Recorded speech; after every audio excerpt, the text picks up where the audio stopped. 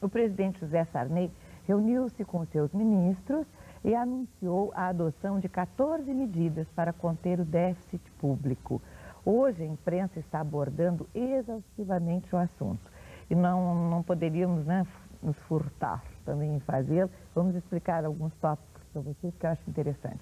Por essa razão, nós convidamos o economista Antônio Carlos Faccheri, coordenador do Núcleo de Análises Demográficas, Estatísticas e Econométrica. É isso? Como está a importância da Fundação de Economia e Estatística do Estado do Rio Grande do Sul. Primeiramente, essa decisão de fazer um novo pacote, que a gente acha que já vai doer, né? Um novo pacote de contenção do déficit público se deve a que fatores? Até por que essas medidas? Eu até tenho algumas medidas aqui que eu gostaria que fizesse alguma análise, delas, por favor. Bem, em primeiro lugar, é importante nós iniciarmos, né, definindo o que é o déficit público. O déficit público é aquela diferença entre o que existe na parte do Estado arrecadar e o que ele gasta. Seria mais ou menos assim como o nosso telespectador, ele recebesse um total de 5 mil cruzados por mês e ele estivesse gastando 6 mil. Se nós transferirmos, né, essa ideia, esse sentido figurado ao setor público, mais ou menos isso que está acontecendo. Nós recebemos um tanto e gastamos mais. A questão toda é que nós estamos acostumados a procedermos desta forma. Mas o procedimento desta forma, neste momento, se torna um pouco mais grave. Ontem, na abertura da reunião no Palácio Planalto, o presidente Sarney disse que nós vivíamos um momento crucial. Para ser mais preciso, ele nos dizia que os próximos 3 meses serão cruciais. Vai ser pior? Bem, por que vai ser pior, né? É verdade. Uma primeira noção que seria importante, talvez, nós colocarmos aqui, é tentarmos preparar o nosso telespectador para a ideia assim, de novas medidas, né?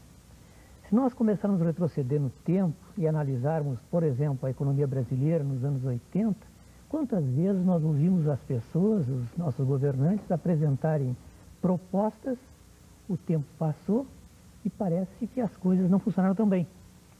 Neste meio tempo nós tivemos mudança de governo e também o problema se manteve. Então, o que acontece, e isso é importante colocar, é que no âmbito da economia, nós não temos soluções para os problemas como nós temos assim em muitas outras profissões. Vamos imaginar o seguinte, eu estou com um problema de saúde, eu consulto o médico, ele me dá um medicamento e, dentro do devido tempo, eu estou curado.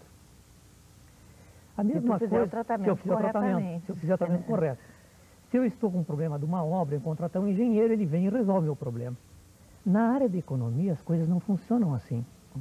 Na área da economia, as medidas, a política econômica vai por aproximações. E por que isso? Porque o economista, o administrador público, o ministro da Fazenda, ele, em vez de trabalhar em cima do mundo real, ele trabalha em cima de simplificações da realidade. Vamos imaginar assim, como se nós tivéssemos um laboratório, e nesse laboratório nós reproduzíssemos o Brasil.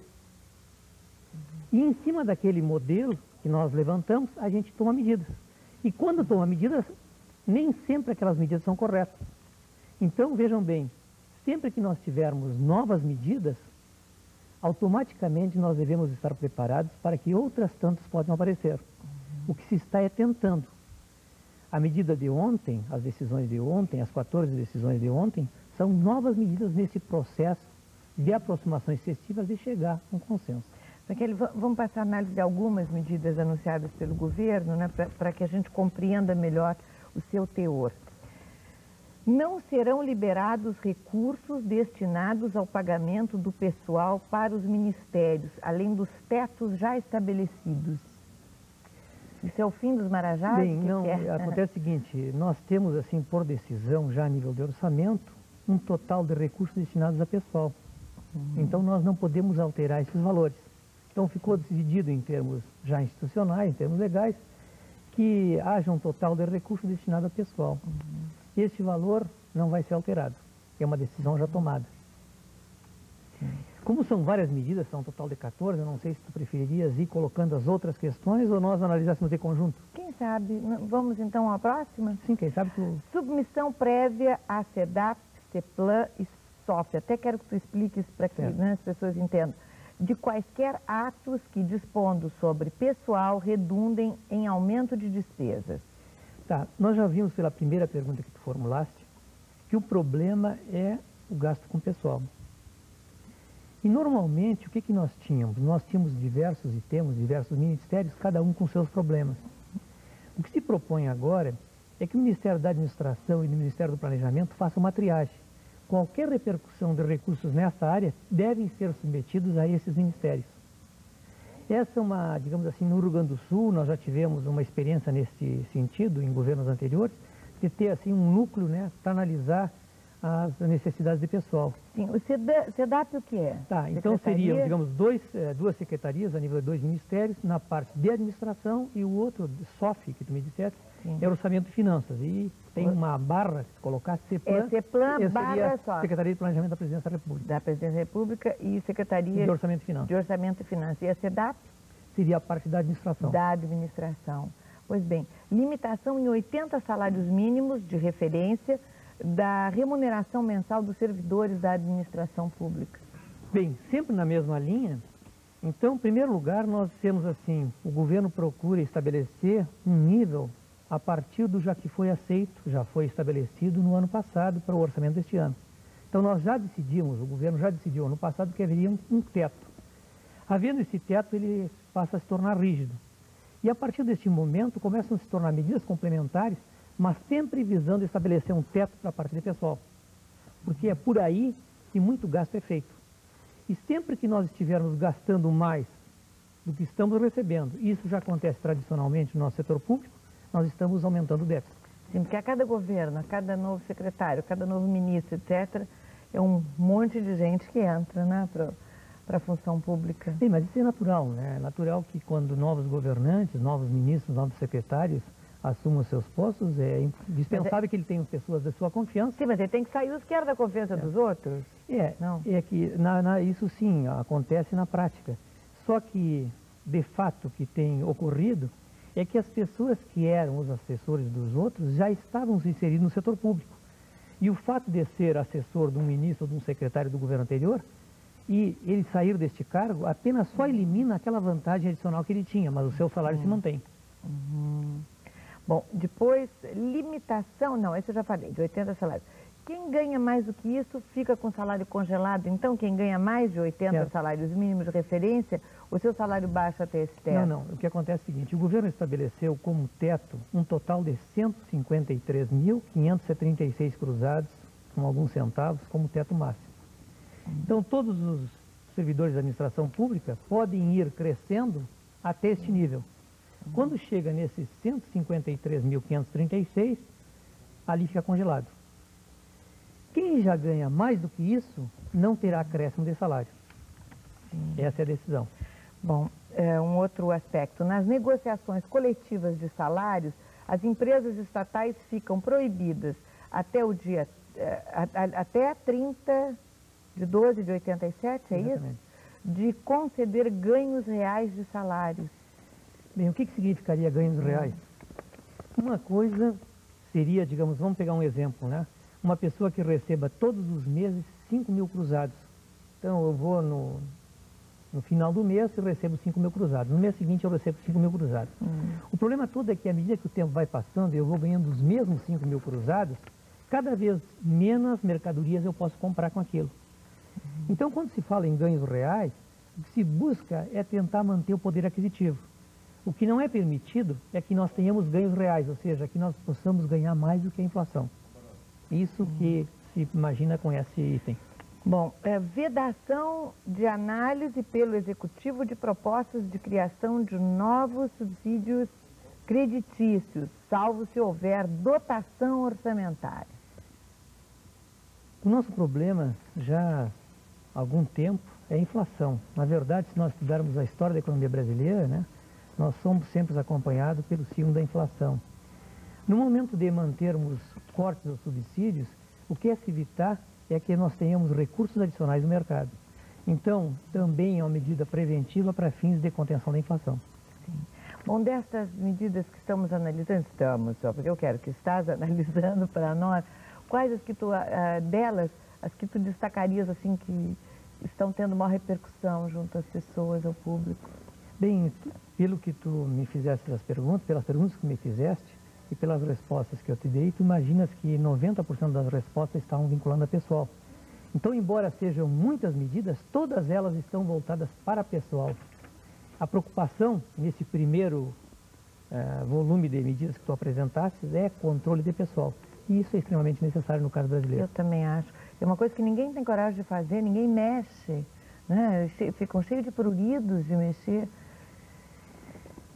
É que, se nós analisarmos o caso brasileiro, nós temos que sempre colocar o setor público dentro dessa visão social. Ele emprega a gente, né? Hoje mesmo, eu, pela tarde... Mas emprega a gente demais, para o meu gosto. Perfeitamente, mas observa bem. Se nós retrocedermos alguns dias, nós lembramos toda aquela preocupação que houve no nível do governo do Estado com a divulgação dos salários das pessoas. E agora à tarde eu liguei o rádio e vi um comentário na rádio de um jornalista dizendo que, divulgados os dados da Assembleia Legislativa, só apenas 2 pessoas tiveram um salário a um nível mais elevado. Então, que não havia. Quais eram os casos? Eu não, digamos assim, a pessoa não especificou e como eu não tive acesso à informação, eu não sei dizer. Mas ele chamou a atenção de que se fez todo um levantamento, né, toda uma preocupação, porque a nível dos estados do São Paulo, Rio de Janeiro e mesmo a nível de Brasília havia casos de marajás. Quando foi se analisar os casos da Assembleia Legislativa, já não se tinha naquele volume tão grande como se imaginava. Então eu acho que todas as medidas de pessoal são necessárias, agora sempre levando em consideração que é necessário admitir pessoal, é necessário melhor destinar recursos para pessoal, porque o Estado, na sua parte social, também tem uma missão a cumprir. Bom, continuando. Redução na comissão de repasse do Banco do Brasil para a realização de operações de crédito e interesse do governo federal. Tá, tu tens mais umas 2 ou 3 medidas, não sei se tu me queres colocar todas. Pois bem, congelamento dos valores das operações da Caixa Econômica Federal, Banco Nacional de Desenvolvimento e BASA. Banco da Amazônia. Banco da Amazônia, com o setor público nos níveis existentes em 30 de 7 de 87. Depois, congelamento de operações com o setor público, contratos com repasses de instituições financeiras oficiais nos níveis existentes em 30 de 7 de 87. Sempre essa data como base, né? Revogação da competência do Ministério da Fazenda para conceder excepcionalidade na concessão de novos empréstimos ao setor público. Sim, tu observas que todas as perguntas que tu colocaste agora nesse novo, né, rol de questões são de natureza diferente. E eu gostaria de retroceder um pouco àquela questão inicial levantada. Eu disse assim, os economistas, quando propõem medidas de política econômica, eles o fazem a partir de uma visão simplificada da realidade. Então, assim como o doente, né, nós analisamos a febre dele, como nós, quando vemos a temperatura no tempo, nós também temos uma variável estratégica, uma variável importante que se chama o produto economia, ou seja, o PIB, né? Tudo que se fala hoje em déficit público é com relação a este PIB. Então, este PIB... Produto Interno Bruto. Então, são os bens e serviços produzidos. Os bens são a produção de trigo, de soja, de arroz, de milho, no caso do Rio Grande do Sul, a prestação de serviços, que vocês mesmos estão fazendo, tudo isso aqui faz parte do PIB. O primeiro lote de medidas que tu me perguntasses dizia respeito à parte do consumo, à parte do salário, à parte do pessoal. Este novo conjunto de medidas que tu me fazes, ele não se refere ao consumo hoje, ele se refere ao consumo de amanhã. O que significa isso? Significa que quando nós produzimos, essas mercadorias produzidas são destinadas para consumo hoje ou para consumo futuro. Se nós consumirmos tudo hoje, nós estamos pagando salário. Então, o governo, ao estabelecer aquele primeiro rol de medidas, ele deu atenção ao problema do pessoal, do consumo hoje. Nesse segundo conjunto de medidas, ele está voltado para o consumo amanhã. Então, para que nós possamos consumir amanhã, é necessário que nós tenhamos condições de investir hoje. Todas as perguntas, as 4 medidas que tu falaste, dizem respeito a esse problema do investimento. Então, há uma preocupação do governo que os órgãos públicos, então nós temos aí informações, né, perguntas referentes ao BNDES, ao BASA, né, coisas assim, tudo dizem respeito ao investimento. Então, o governo tem a preocupação também de conter a atuação dessas entidades estatais. Bom, também tem o Orçamento Geral de União para 88, Lei de Meios. Certo. que é lei de meio? Tá, então... Incluindo o orçamento das operações oficiais de crédito, deverá ser compatível com a meta de 2% do PIB. Tá, então fechando todas as medidas, né? Esta última pergunta que tu fazes também diz respeito à parte de investimento. Então o governo, com este conjunto de medidas, está procurando, de um lado, conter o consumo, conter a despesa com o pessoal. Do outro lado, ele está procurando conter a parte de investimento de forma tal que nesse conjunto de medidas nós tenhamos como o limite do déficit público em torno de 13,5% do déficit público.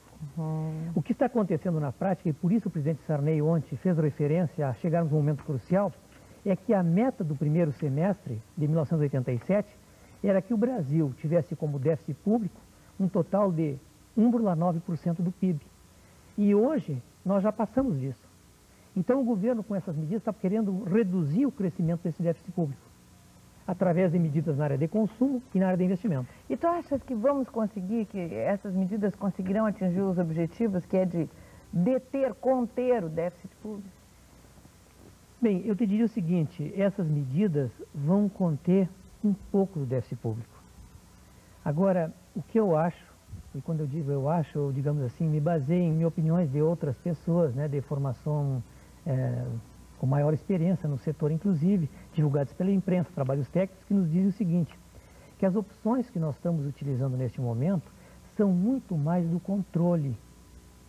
Então, tu deve imaginar como se uma máquina tivesse com problemas e ao invés de nós irmos a sério nos problemas e tentássemos parar aquela máquina, arrumá-la e fazer funcionar, nós estamos criando instrumentos que permitam que a máquina funcione mesmo com aqueles pequenos defeitos. Em vez de cortar, nós estamos partindo para controlar. Em vez de resolver, nós estamos procurando engessar. Então a limitação está mais ou menos por aí, né? Agora, na verdade, para resolver em definitivo, o custo social seria bastante grande. Perfeitamente. Eu espero que, através das explicações do Antônio Carlos Frachelli, coordenador do Núcleo de Análises Demográficas, Estatísticas e Econométrica da Fundação de Economia e Estatística do Rio Grande do Sul, nós possamos, assim, ter mais uma luz, né, lá no fim do túnel, nos esclarecendo alguma coisa a respeito dessas medidas. O Sérgio telefonou e disse que todos estão muito preocupados com os marajás, os funcionários que têm altos salários. E o Sérgio acha que deve-se discutir, tem toda a razão, Sérgio, os funcionários que não trabalham, que só chegam na repartição no dia que sai o contra-cheque. Isso sim que é uma pouca vergonha. Eu também acho. Cadê o caráter dessas pessoas, né? Eu conheço um monte de gente, só vem buscar contra-cheque, né? Aqui não, todo mundo trabalha. Eu não sei se nós dispomos desse tempo, Sandra, mas apenas uma questão final, né? Ao mesmo tempo que nós vivemos todo esse problema, eu gostaria sim de ficar com uma mensagem final, que nós estamos, digamos, aprendendo neste momento, estamos entendendo melhor a natureza desse déficit público, e eu acho que nesses momentos de crise é que nós temos uma grande oportunidade de aprender. Exatamente. Uma boa noite, muito obrigada, um bom fim de semana. O deputado Delfim Neto.